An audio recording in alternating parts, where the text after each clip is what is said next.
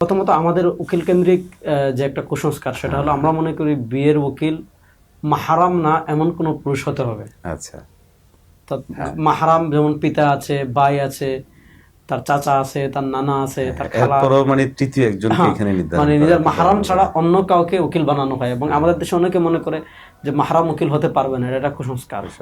তার চেয়ে আরো বড় কুসংস্কার হলো, যেমন বাপের সাথে যেমন পর্দার বিধান থাকে না, উকিল বাবাকে মানে সে যখন উকিল হয় তখন সে মাহারামের পর্যায়ে চলে আসে। দেখা যায় সে মেয়ের সাথে দেখা দিতে পারে, মেয়ে তার সাথে কথা বলে, সে বাপের মর্যাদা পেয়ে যায়।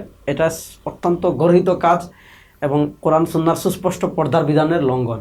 আসলে এখানে এই উকিল নির্ধারণের প্রয়োজনীয়তাটা কতটুকু, সেটা আমি একটু বলি। অনেক সময় আছে যে আমাদের দেশে যে মহিলার থেকে ইজিন আনতে হয়, বিয়ের অনুমতি, এই অনুমতি যে আনে তাকে বলা হয় উকিল।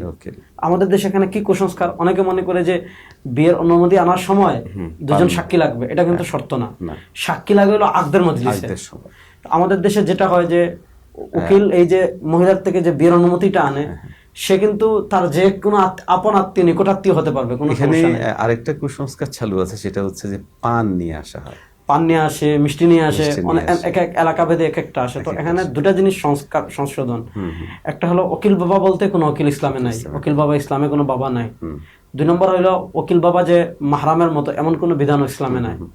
3 নম্বর হলো মাহরাম কেউ মানে অনুমতি আনতে পারবে না এমন কোনো বিধান ইসলামে নাই। চতুর্থ হলো বিয়ের অনুমতি আনার সময় সাক্ষী দুজনও থাকা লাগবে এমন কোনো বিধান নাই, একজনই কি অনুমতি আনতে পারবে। সাক্ষী থাকতে হবে আকদের মজলিসে। তো আমরা বিয়েতে যতটা শরিয়া ফলো করার চেয়ে দেখা যায় কুসংস্কারের দিকে আমরা কি হয়ে যায়। এই জন্য সকল কুসংস্কার থেকে আমাদের অবশ্যই বেঁচে থাকা দরকার। এবং অনেক ক্ষেত্রে দেখা যাচ্ছে যে উকিল শব্দটারই এখানে আসলে অপপ্রয়োগ হয়ে যাচ্ছে, জি, বাস্তবতা না থাকার কারণে ক্ষেত্র বিশেষ অনেক সময় দেখা যায় যে অনেক মারাত্মক ধর্ষণের মতো ঘটনাও কিন্তু ঘটে। উকিল বাবার সাথে পর্দার ব্যাপার থাকে না, পরে দেখা যায় নিজ বাবার মতো মনে করে আচরণ করে। তাই আমরা তো দেখি যে আসলে আল্লাহ ক্ষমা করেন আমাদেরকে, সমাজ এতটা নিম্ন পর্যায়ে পৌঁছে গেছে, এখন মেয়ে বাবার কাছে নিরাপদ না, শ্বশুরের কাছে তো আমাদের সামগ্রিক নৈতিক অবক্ষয়। সুতরাং এই উকিল বাবা, উকিল ভাই এগুলো বলে যে আরো কাছে আনা বা আপনানোর যে প্রবণতাটা, এখান থেকে বেরিয়ে আসা জরুরি মনে করি।